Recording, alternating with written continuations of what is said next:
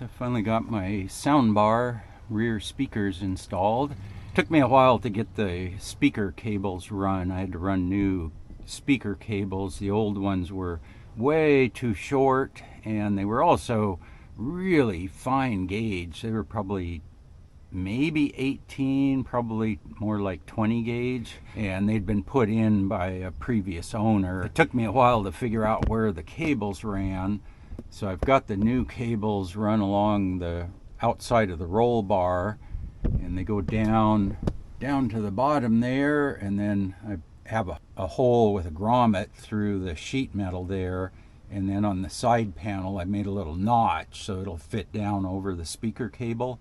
So that keeps them out of the way. And then got them run all the way up to the front and hooked into the radio. So yeah, I got that finished up last night.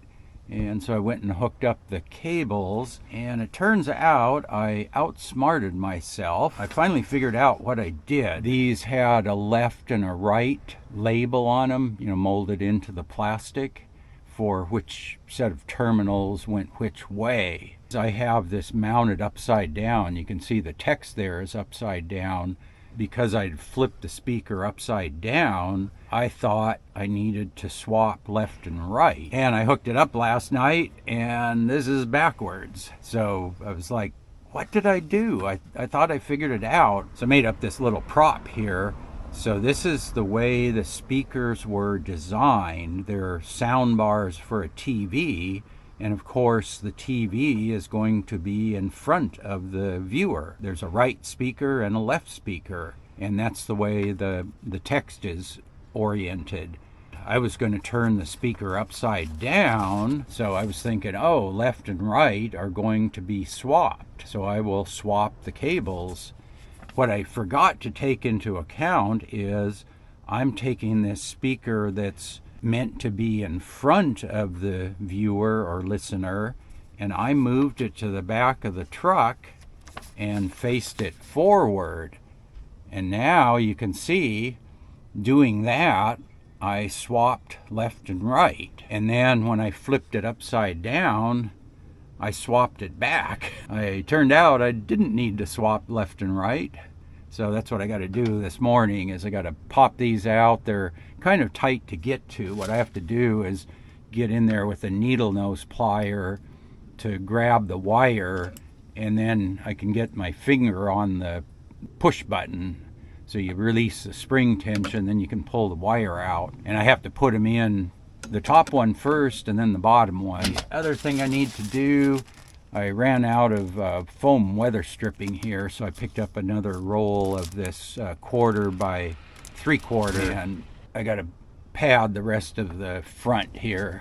So I might also put a little bit across the bottom of the speaker in front, just hang down a little bit like that, because yeah, that is the one downside of this, is it hangs down that much farther than the roll bar. Anyway, though, it sounds really good with the new wires. Yeah, so up front I've got I think it's a JVC KD 800, I believe is the model. It's about a 20-year-old stereo. It's kind of out of date, but it still has the basic features. I think it's rated 20-watt continuous power.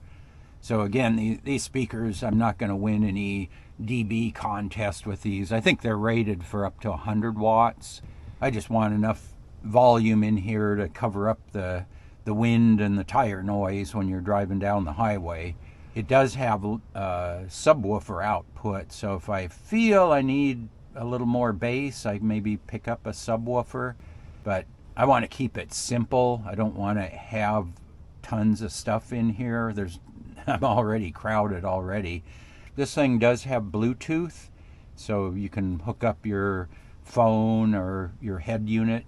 So I want to get an Android Auto head unit up there. I've got the start on that project. That's something I still have to finish. It also has USB thumb drive support, and then CD and DVD playback, and it has surround sound decoder. So that's one reason I wanted a nicer speaker up here, so like if I'm camping someplace, especially like in the fall or winter where it gets dark at 6 o'clock, and what are you going to do for a couple hours? Well, I could plug in a DVD or play back a movie off of a USB drive, and I could have surround sound, rear, front speakers, and have a decent sound system here.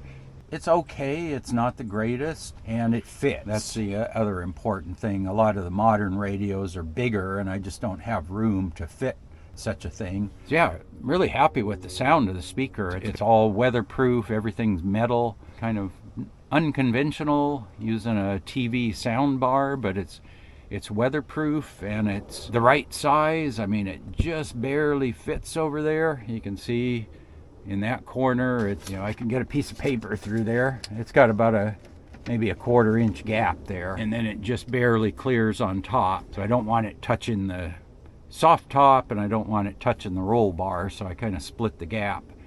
But yeah, it fits, works well, no rattles, it hasn't moved, and it sounds okay. So anyway, I just thought I'd show you the final version. So yeah, I'll put a link to this in the video description. There's a couple places you can get them. I'll put an Amazon link, but it seems like Amazon is selling these as a 2-pack. So I got this at B&H Photo, and they sell a 1, and it's half the price. Anyway, yeah, really happy with the speaker. It seems to be good quality. It sounds good. It fits and it works. So that's all I'm concerned about. So anyway, if you have any questions about that, post up in the comment section below. Subscribe for more content like this. And as always, thanks for watching.